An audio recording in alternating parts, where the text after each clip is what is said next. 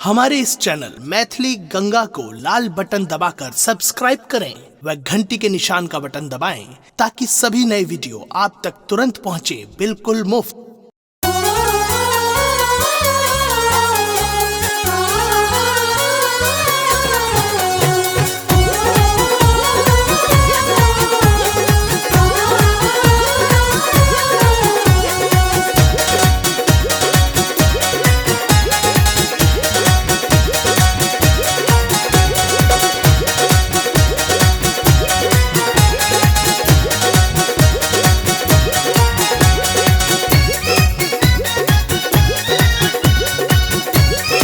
सुन रही थी गंगा कैसे कन कन कतबो कहलियो तूने किया सुनलहिन गे मैं गे तूने किया सुनलहिन गे मैं गे कियन अपन गगनवा के दुख पतिय लहिन गे मैं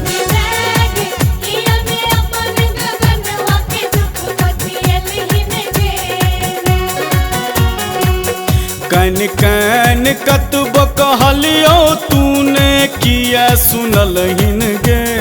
मैं गे तूने किया सुनलहिन गे मैं गे कियन अपन गगनवा के दुख पतिय लहिन गे मैं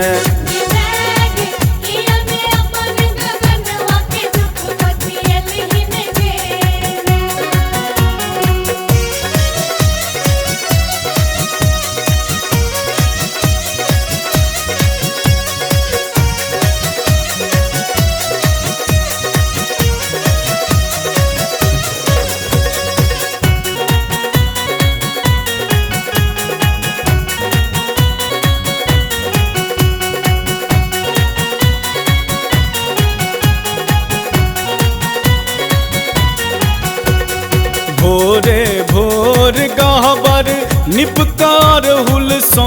सजलियो गे मैं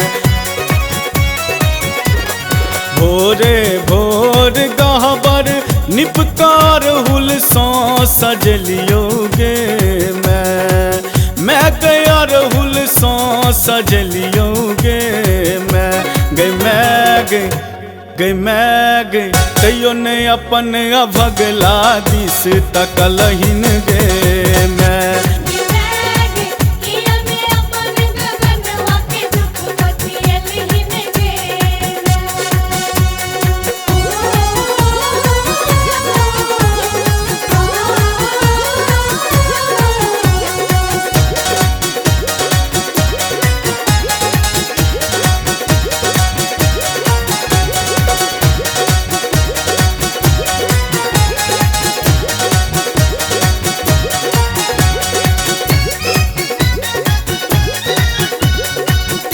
सुन रही थी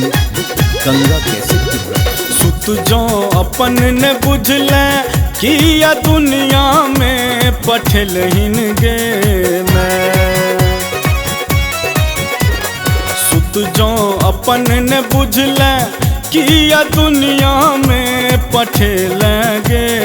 मैं गे दुनिया में पठल गे मैं गे अब का दुनिया में तो बोझ बनलिए गे मैं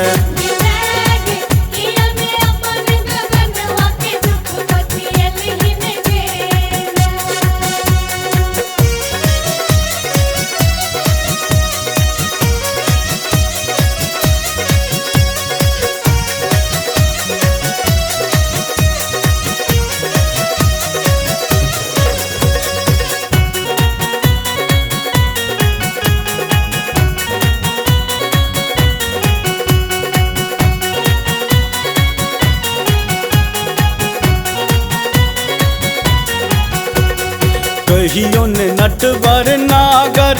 के तू कोरा में खेललहिन गे मैं कहियो ने अपन गगनमा के तू उंगली पकड़ चल लहिन गे मैं गई उंगली पकड़ चल लहिन गे मैं गई दुख छोड़ सुख ने कहियो मुँह देखे लहिन गे मैं